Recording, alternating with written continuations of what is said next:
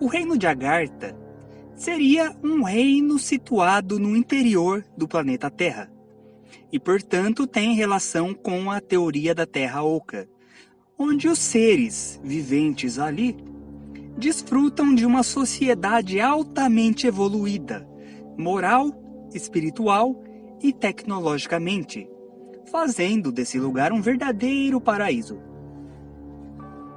Esse assunto sempre foi visto como apenas um mito, mas existem referências a Agartha nas mais diversas culturas ao longo da história e por todo o globo.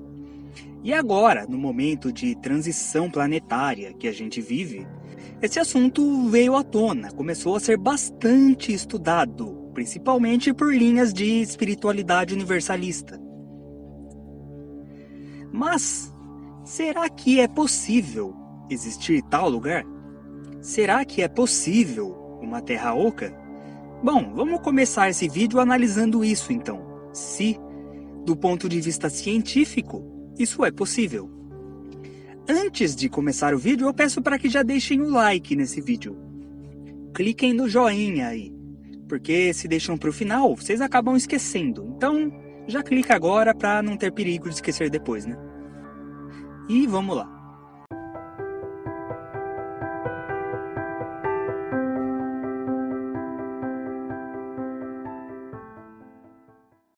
Nos anos 80, foi lançado um livro por um autor chamado Raymond Bernard, chamado Terra Oca, que, como o próprio nome já sugere, afirmava que o planeta Terra é oco por dentro. A gente vive na superfície dele, na casca, mas lá dentro, no interior, o planeta é oco. E lá dentro, segundo ele, vive uma civilização avançada, além de espécies de animais totalmente desconhecidas pela ciência aqui da superfície, e um sol lá no interior do planeta que possibilitaria a vida lá. A entrada para esse mundo interior, segundo ele, ficaria nos polos. E o brilho desse sol interno, refletindo para fora, ocasiona os fenômenos conhecidos como aurora boreal. Bom, é um livro interessante até, eu recomendo a leitura, apesar de tudo. Mas ele deve ser lido com cautela, porque ele está mais para um livro de ficção científica do que outra coisa. Primeiro que, à luz da ciência, isso é completamente impossível. A Terra ser oca por dentro é algo que não tem como ser verdade. Se ela fosse oca, a força da gravidade seria completamente diferente do que é. A massa da Terra seria muito menor e, como consequência, o tamanho do corpo físico do ser humano teria que ser muito menor. E mesmo que fosse como é agora, a gente ficaria flutuando, né? Daria saltos de metros de altura, assim como os astronautas na Lua, entende? Sem contar que existem estudos de ondas sísmicas que comprovam que a Terra é preenchida com rocha sólida no manto e na crosta, e níquel nos núcleos. Isso sem mencionar o magma, que existe no interior da Terra e que sai pelos vulcões, as placas tectônicas, entre muitas outras coisas que comprovam que a Terra não é oca coisa nenhuma. Mas eu não vou entrar em maiores detalhes sobre isso, porque o teor desse vídeo não é científico. Mas uma outra prova de que isso é impossível é que ninguém jamais conseguiu chegar ao centro da Terra. Nenhuma máquina, até hoje, conseguiu perfurar mais do que 12 quilômetros para baixo.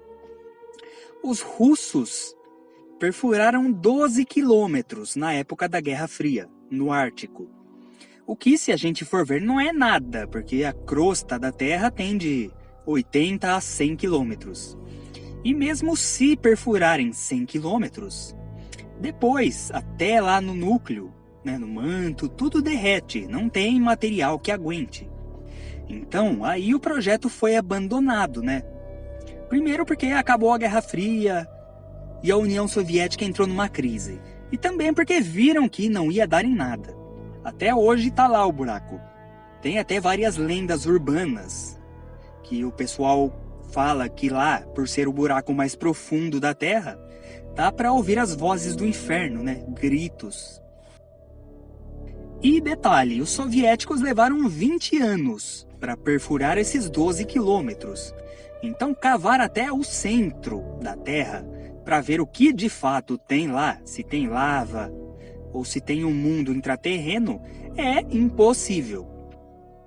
E ainda que fosse possível, isso seria perigoso, né? Porque vai saber que tipo de dano isso pode trazer para o planeta, né? Você mexer no núcleo dele. Então é até bom que seja impossível.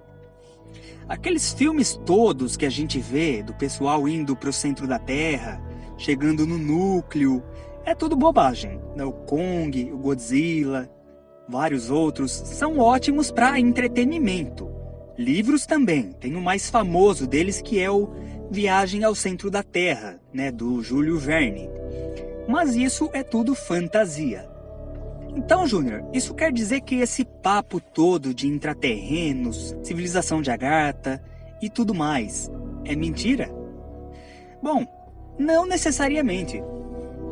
A maioria das pessoas, especialmente as mais céticas, materialistas, quando ouvem falar em Terra Oca, diz que isso é um absurdo, né? Onde já se viu, isso é tão ou mais absurdo do que a Terra plana. Mas a verdade é que tem uma diferença entre afirmar que a Terra seja oca e afirmar que o planeta possua galerias subterrâneas que podem abrigar cidades. Tem uma diferença enorme, e é sobre essa segunda visão que a gente vai discutir aqui nesse vídeo.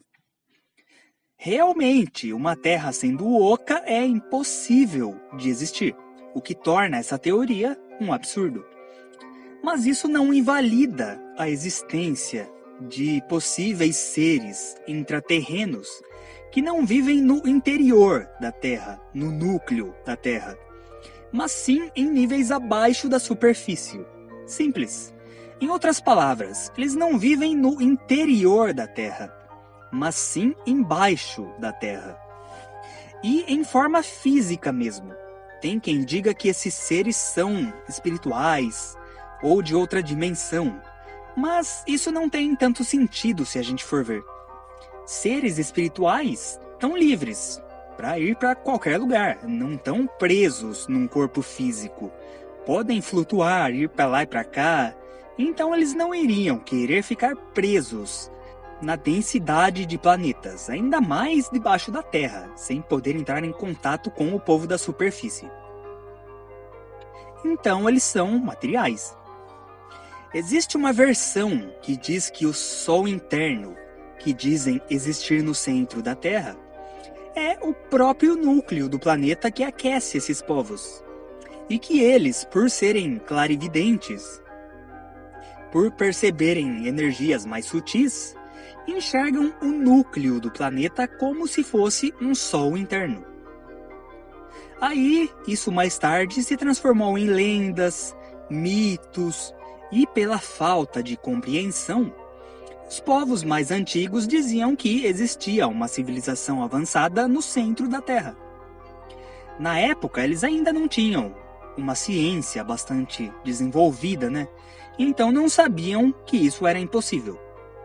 E acreditavam também que existia um sol no interior da Terra para iluminar aquele reino. Assim como nós temos o nosso sol aqui. Né, esses povos antigos também não tinham uma noção exata do que é o Sol de fato, né, de que é uma estrela e existem vários outros.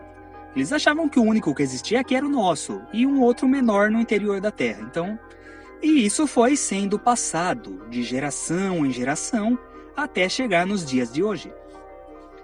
Tem quem diga também que esse brilho do Sol é criado através de tecnologia, ou de espelhos posicionados para fazer o Sol entrar lá, Enfim, tem várias teorias aí explicando esse sol, entre aspas.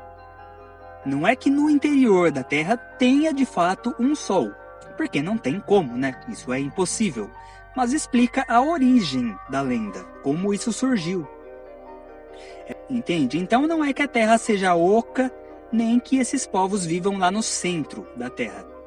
Mas sim existem cidades, ou colônias, como queiram chamar, em túneis no interior da Terra. Isso não é tão improvável ou impossível de existir. Claro, a gente tem que sempre questionar, né? Como eu sempre falo nos vídeos aqui desse canal. Sempre manter um pé atrás com tudo e buscar filtrar as informações através da nossa intuição.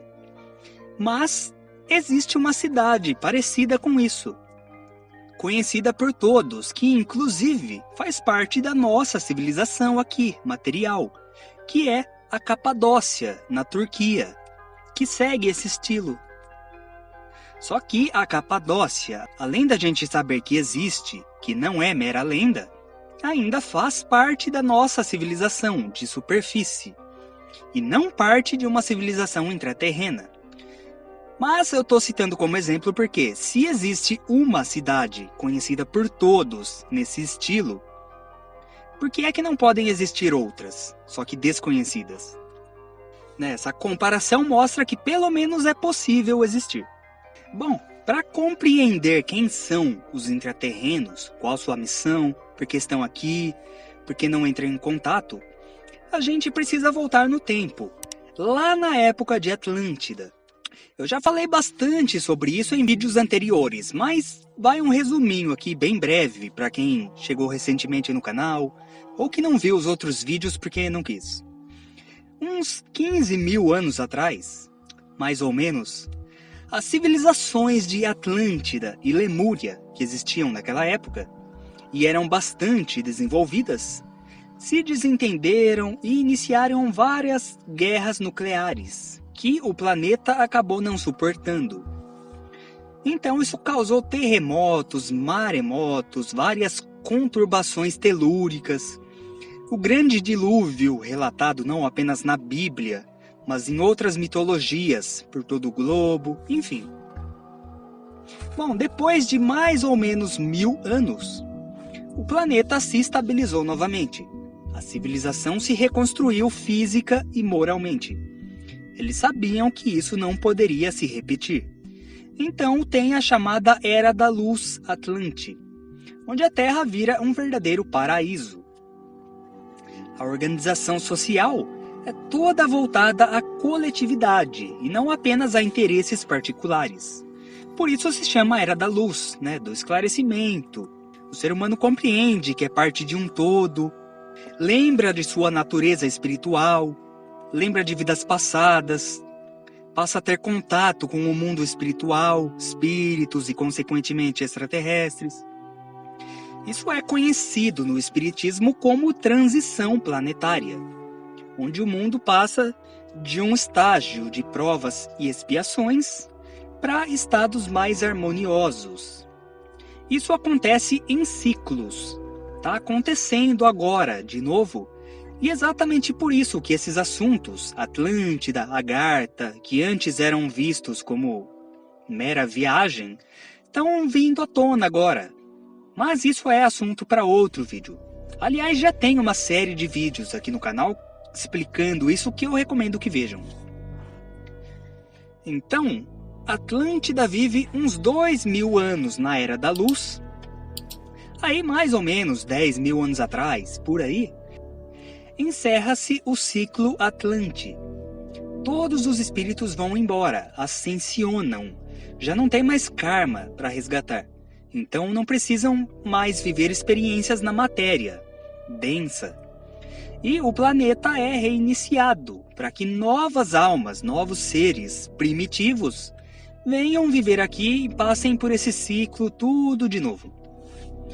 Acontece que Atlântida tinha tecnologias avançadíssimas, cidades avançadas, que o novo grupo de almas que viriam não poderia ter contato, porque a civilização precisaria recomeçar na Idade da Pedra. Eles não poderiam encontrar aqui toda uma infraestrutura de uma civilização avançada, porque eles não estariam prontos para utilizá-la com sabedoria. Ainda hoje, o ser humano vive em guerra, né, dividido. Então, o que fizeram?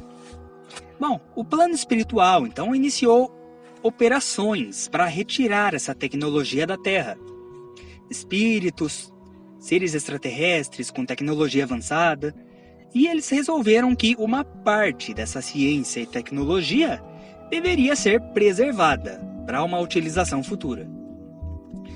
Assim surgiram então as cidades intraterrenas.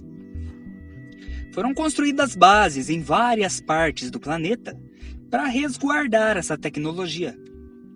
E essas cidades intraterrenas não servem só para guardar essa tecnologia, mas elas são habitadas também por espíritos de alta elevação espiritual. A última experiência pela qual um espírito precisa passar antes de ascensionar é uma experiência numa Era da Luz. Mas a última Era da Luz foi há mais de 10.000 anos.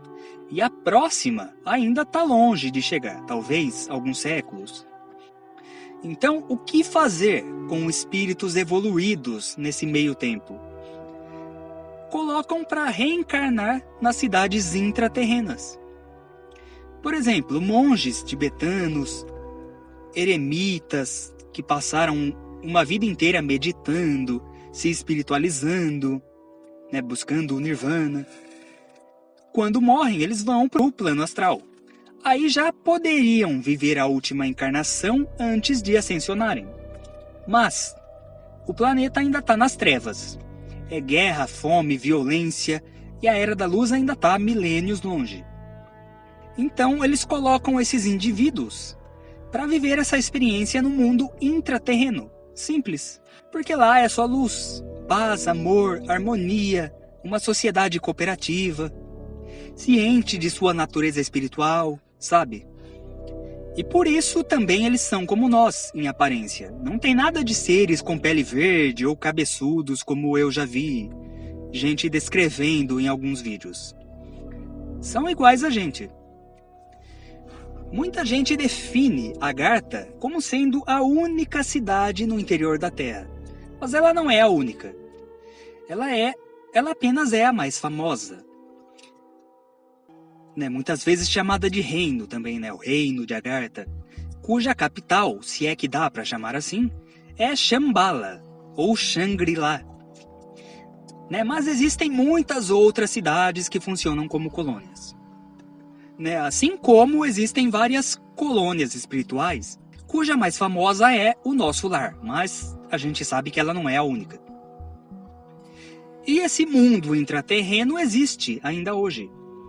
Por isso eu falei em outro vídeo que a civilização intraterrena não tem relação nem com Atlântida, nem com nós hoje, mas ao mesmo tempo tem. Né? Isso ficou confuso, mas é por isso. Ela foi construída com a tecnologia da Era da Luz Atlante, após o fim daquela civilização, e existiu ao longo de toda a nossa história. Mas ela é outra civilização, à parte, sem relação direta, mas que compartilha o mesmo planeta. Então, o planeta Terra nada mais é do que um palco de eventos, uma escola, chamem como quiser, ou por onde almas precisam passar, ir e vir. Então os planos espirituais planejam tudo muito bem e organizam direitinho. Tem versões que dizem que o pessoal de Atlântida, durante a catástrofe, foi para lá. Aí eu digo a civilização global, que a gente conhece por Atlântida. Tanto o continente Atlante em si, quanto a Lemúria, a Hiperbórea, né? O Edgar Armond diz que o pessoal da Hiperbórea foi para baixo da Terra, para se proteger das catástrofes, mas não é exatamente isso. Essas cidades, por serem construídas por forças superiores, conseguem manter um ecossistema natural, com riachos, plantas, prédios e até alguns animais diferentes dos da superfície. Bom, então até aqui nesse ponto do vídeo, a gente viu como surgiram essas cidades intraterrenas e como elas são. Mas eu acredito que o que realmente vocês queiram saber é qual o objetivo deles, né? Por que nós não os vemos? Por que não entram em contato? Sobre as naves que eles utilizam, que parecem discos voadores. E principalmente se existem indícios ou possíveis provas da existência deles. Então eu vou falar sobre esses tópicos um por um, começando por esse último.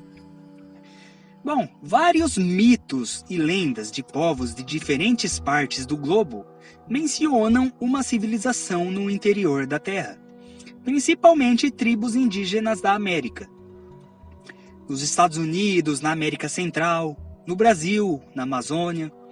Reza a lenda que os índios chavantes guardam uma das entradas para esse mundo.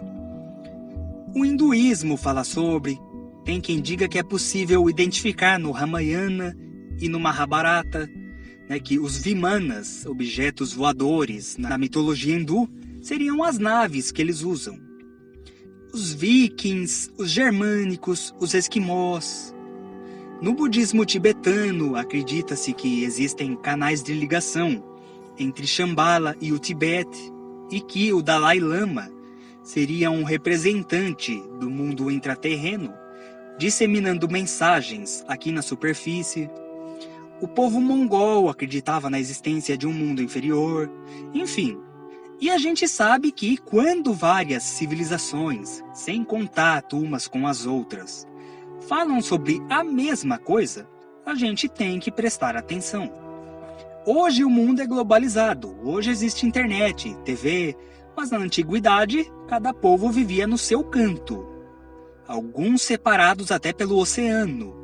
Então, quando falam sobre a mesma coisa, é um indício de que estejam falando sobre uma verdade, e não apenas sobre um mito arquetípico.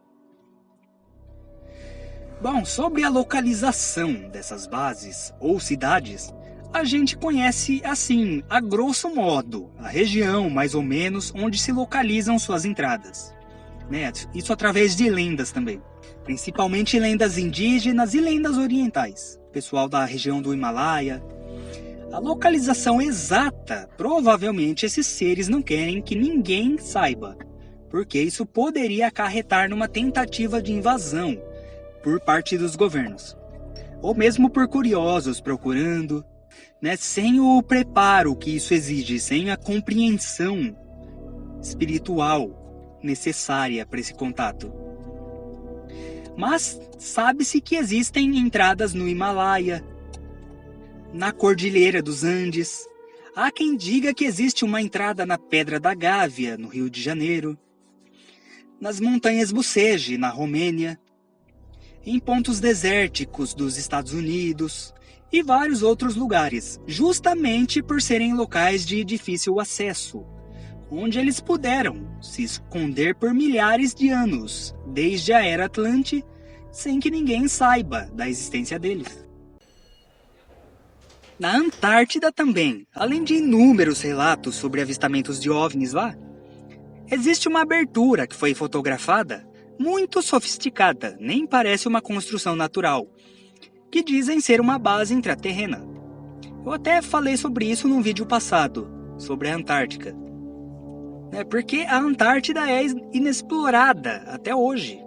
Então, que lugar mais perfeito para eles construírem uma base que vai ficar lá por milhares de anos sem ninguém ver? Os povos intraterrenos, como vivem na Era da Luz, eles têm contato com o plano espiritual. Eles vêm, se comunicam com espíritos, com ET, o tempo todo. Na Era da Luz, basicamente, não existe barreira entre os planos. Todo mundo nasce clarividente, então... E eles têm tecnologias avançadíssimas, inclusive discos voadores. Então lá na Antártida, quando vem discos voadores, não dá para identificar se são de origem extraterrestre ou intraterrestre, porque elas são muito parecidas e muitas vezes trabalham em conjunto. Os povos extraterrestres visitam essas bases intraterrenas e muitas vezes trabalham de forma conjunta em missões de contato na superfície, que eu já vou falar daqui a pouco. Existem também entradas localizadas abaixo do nível das águas, em mares, lagos, oceanos, e por isso existem muitos relatos de pessoas que avistam discos voadores entrando e saindo de rios, mares e desaparecendo por entre montanhas. A própria ufologia estuda bastante isso.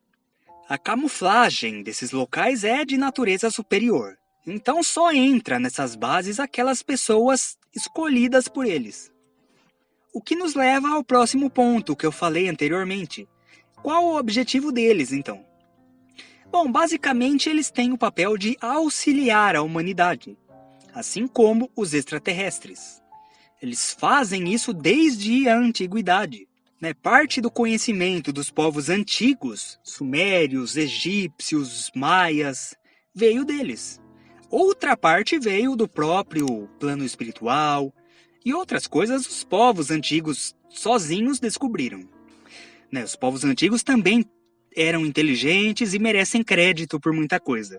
Não adianta só pensar que eles receberam tudo. Mas, enfim, sobre isso eu já falei em outros vídeos também, né? E hoje, os intraterrenos ajudam na transição planetária da sociedade atual. Vários médiums sensitivos recebem contatos psíquicos e informações sobre a existência dos intraterrenos e seus objetivos. As formas de contato são variadas, desde simples contatos telepáticos até projeções astrais a essas bases. Através de projeção astral, muitas pessoas são levadas a esses locais e treinados, vamos dizer assim, espiritualmente, para servirem de instrutores, para esse momento de profundas transformações que o nosso mundo vive. Somente através da consciência espiritual é que as portas das cidades e bases intraterrestres são abertas aos seres humanos da superfície. E vai chegar um momento no futuro onde os intraterrenos vão se revelar à humanidade. Vão revelar onde ficam suas bases. Quando a humanidade passar pela transição planetária, já for um planeta de regeneração e a humanidade viver de uma forma menos egoísta, aí então eles poderão se revelar e dar à sociedade da superfície parte da sua ciência e tecnologia, para que continuem seu desenvolvimento, então. Mas isso está longe ainda, Até lá ainda tem chão. Primeiro, muitas mudanças precisam acontecer na sociedade. Os extraterrestres precisam se apresentar primeiro, porque por um contato extraterrestre, a humanidade já espera, já almeja por isso e sabe que uma hora vai acontecer. Agora, em relação a intraterrestres, aí já parece mais um papo viajado mesmo, que poucos acreditam. Então é necessário subir um degrau de cada vez. Porque a humanidade aceitando primeiro a presença extraterrestre, aí então vão se abrir para outras possibilidades, outras fronteiras como a presença dos intraterrenos. Esse contato vai trazer um grande choque para a consciência humana. A humanidade vai descobrir a sua pequenez, sua própria ignorância, não apenas em relação à nossa real história, a essa história perdida da raça humana, como eu chamo, mas também a sua verdadeira natureza espiritual. E um contato com esses seres vai mostrar que eles e nós não somos diferentes, que na verdade somos iguais. Somos todos um. O que a gente vive hoje, eles já viveram no passado. Então, somente quando a humanidade acordar totalmente para o espírito e compreender a natureza cósmica e transcendental das nossas almas, é que então poderá entrar em contato com esses seres e reconstruir a nossa sociedade em algo mais harmônico para todos. Gratidão.